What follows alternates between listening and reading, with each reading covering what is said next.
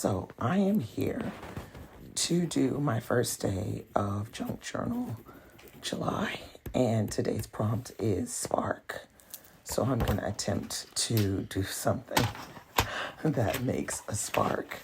So as you can see right here, I am cutting up this very thick watercolor paper, and I'm cutting it up into various different squares and rectangles to give a kind of mixed feel because I'm going to be doing a collage. So I decided to use watercolor paper because of its thickness, because I'm going to be using ink. I'm not going to be using paint. And I don't want, things to run through or anything like that. So this is probably the best paper to use. It's an old watercolor pad that I had. It only had like 2 sheets left in it. So this is perfect. I'm getting ready to finish using that pad completely on this project. So as you can see, I'm just randomly doing this. I'm not doing anything like, I have to have 10 squares or 5 rectangles. I'm just mixing it and keeping it light and fun. My cutter is doing a great job because this paper is hella thick, and I was afraid that it wasn't gonna cut very well, but it's done a great job. So once these are all cut up, the idea is that I will be randomly painting them with ink. Now I'm going to be using samples from my Diamine Inkvent calendars that I've had for the past 3 years. And I still have some ink left over from those. So I will be using all of the inks that I could pick out that were either chameleon, sheen, or shimmer. And that's going to give me the spark that I'm looking for this particular project. So I'm just laying everything out randomly. Underneath, I put a paper bag, which I've used already to paint some other squares. This is a second set that I'm painting. I just use a paper bag to put underneath. Okay. That way, when the ink hits, it doesn't mess anything up. I'm going to be using this syringe, as you can see here. That's going to help me get a little random feel of my ink when it goes onto the squares. And as you can see, I am, using my first Diamine ink. And I will let you guys watch me work.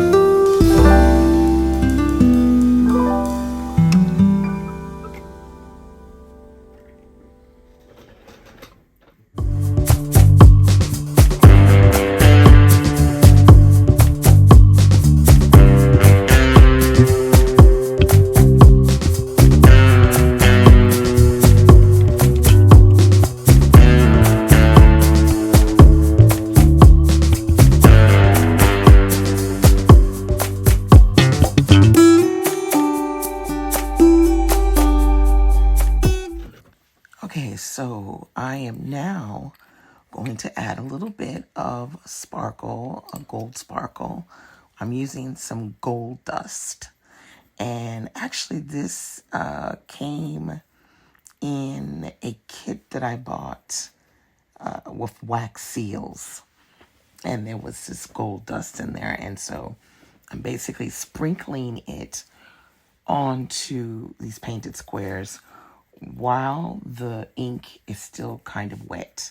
So the sprinkles are really going to adhere to these painted squares. And I don't know if you can really see the effect from the camera, but it really does give a really nice effect. The little sprinkles of gold. So now my squares have had time to dry. It took about maybe a good half an hour for them to dry really well. And so now I'm collecting them all together and I'm going to kind of inspect them and see which ones I want to use for this collage project. Now, I've got here a pack of gold sheets of, it's like gold leaf. It's fake gold leaf. I purchased that at Temu for a very low price of something like, I don't know, €5 or something like that. And I love these gold leaf sheets. They work really, really well. So what I'm doing is I put a little bit of glue and then I just delicately, place it on to the parts where there's the glue. And then you just kind of wait for it to sit a little bit. And then you just kind of like brush off some bits. I really love this gold leaf. It just, I love it. Only thing is it gets over everything. So you have to be really careful with the gold leaf. Like you don't want to get in your eyes or anything like that. Make sure that you blow it away from you and that you're delicately pressing it to the paper because it can get everywhere, like on your clothes, in your hair. But it does give a good, it gives a good look to what, we need. We're doing spark. So I'm going to just place a few more bits of gold leaf onto this day one paper. And that will kind of cement the idea that I had in my head, which is to have sort of the spark coming out or from in the middle of these squares that are already kind of shining and shimmering. So I've managed to get a good amount of gold leaf onto the paper like I kind of want it. I don't want it to be too organized. I want it to be a little, scattered like it is there. And so you just simply have to wait a few seconds and it's good to go. So now what I'm doing is I'm placing my squares, and I have to bend these squares a little bit so that they will go flat to the paper, because my journal is a little bit rounded towards the middle because I have a lot of different types of sheets in this particular junk journal that I've made. So being that the watercolor paper is thick, it's better to bend it a little bit, and then it will kind of lie flatter to the paper. And then I just have to arrange them the way I want them to be arranged. And then I will glue. So as you can see, the colors came out fantastic. You can see the shimmers. You can see that some of them are chameleon. And they look really, really good. The shimmers and the chameleon and the sheens from Diamine are the best. I mean, the best. I don't think there's any other brand that makes such good chameleon colors and sheens and shimmers. So now I'm gluing, and I'm using my glue stick, but this really thick paper, gluing thick paper onto thick paper, it's a challenge. So I was using the glue stick in the beginning, but then you'll see I came to the conclusion I needed to use a glue that was a little stronger for, for this project, because the thick paper, okay, there I'm putting my, it's so funny. I'm putting my, my cutter on top of the square while the glue's there to help it, you know, adhere to the paper. So since my cutter is heavy, I put it on top to kind of keep it down, and it worked. It works, you know. And there you see I'm using the more strong glue because the stick wasn't working. It would have worked, the stick, if the paper that I had was 1/4 the thickness of the paper. But this is thick watercolor paper, so I'm gonna have to pull out the big gun glue, and that's what I've done. And this glue, I bought it online, I think, at an art shop online, and I thought it was a particular kind of glue to glue certain things. I think it was to glue plastic or something like that. And in the end, I think it glues wood, but it works really well for paper as well.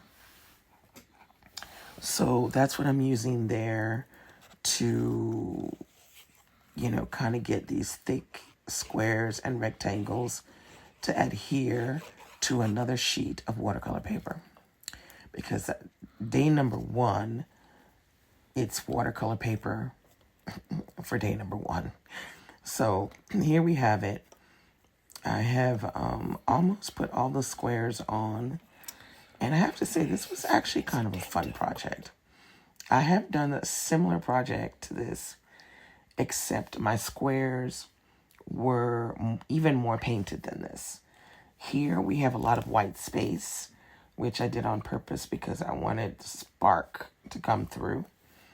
And I didn't want it to be too dark. I wanted it to be a really, light project. And I wanted that spark to show through each square that was painted and through the gold leaf paper that is coming out from behind these squares.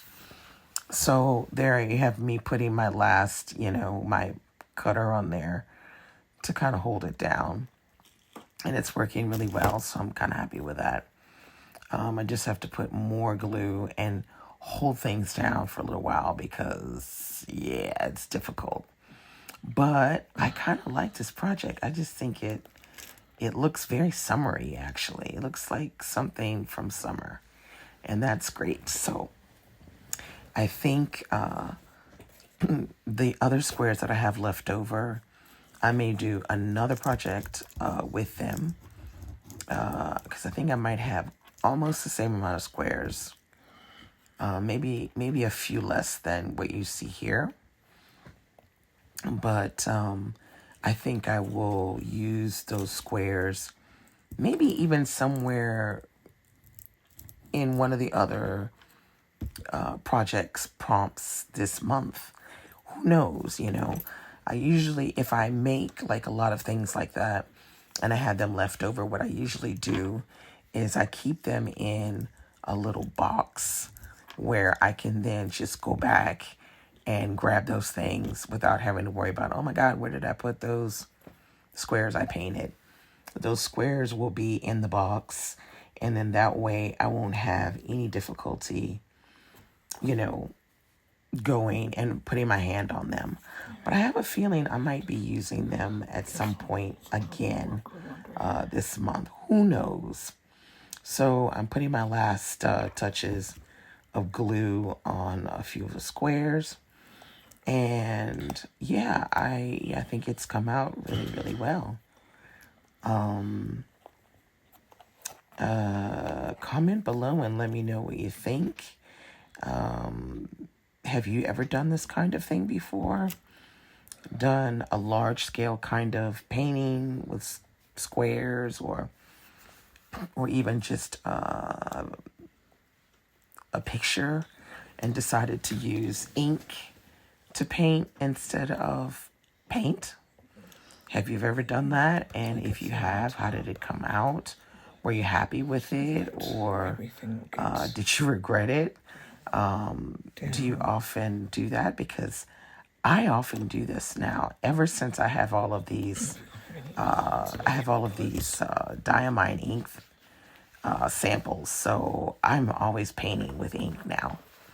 So here I'm adding just little tiny ones because I think it was missing some tiny ones on this particular one. I didn't put a lot of them, and so now I'm just adding in a few more because I think there's still a little bit too much white space. So I added a few of these little ones to kind of finish off the project. So yeah, there we have it. I'm going to let it roll out while I'm doing this last bit of gluing down. And I think you will see that it is pretty well balanced, because when you're doing collage, the most important thing is the color, but most important is the balance of whatever you're using, whether they be squares or whether they be various different types of textures. Since all the textures are the same here, the only thing I have to go on is the balance of the squares and rectangles and the colors. So it's not a difficult kind of collage to do, because it is, it's limited to the squares and the color. There isn't, the difficulty of when there are different textures, paper and different types of paper and different textures and different colors and different sizes. When you start having too many different things, that's when the collage becomes more difficult. And you have to really, take your time with how you're going to place your squares or your paper or whatever whatever the various different types of things you're using. You have to, be careful for that. So I am now going to be adding one little bit more of gold leaf to the top left side of the collage, because it was missing something. And I think once I added this gold leaf to the top left, things changed and it brought something out in the painting. So yeah, I think it really needed it. So I'm not I'm not like using too much, but I'm adding some more gold leaf on top of the few of the other squares as well, because it just needed something more. I think it was too much white space in the middle, too much white space as a whole. So I think like this, the spark comes through even more. And I love at the bottom left that light green sheen is so gorgeous. So there, I think we've got it. Now the problem is that when I close this, I need to put something in between this sheet and my cover sheet so that things don't get messed up. So I'm going to probably put some silk paper there to protect that from getting maybe stuck to the other page, for example. So yeah, there you have it, day one spark. So thanks for watching. Stay tuned for day two. And are you doing Junk Journal July? If you are, comment below and tell me if you're going to be doing it so that I can check out your channel as well.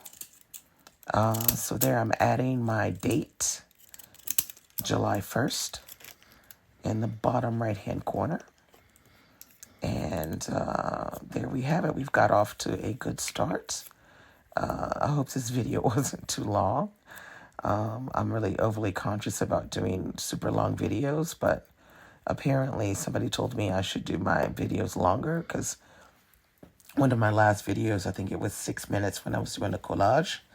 And she said, longer, 6 minutes is too short. So here we are with almost a 22-minute video for day one, Spark. Thanks for watching. Bye.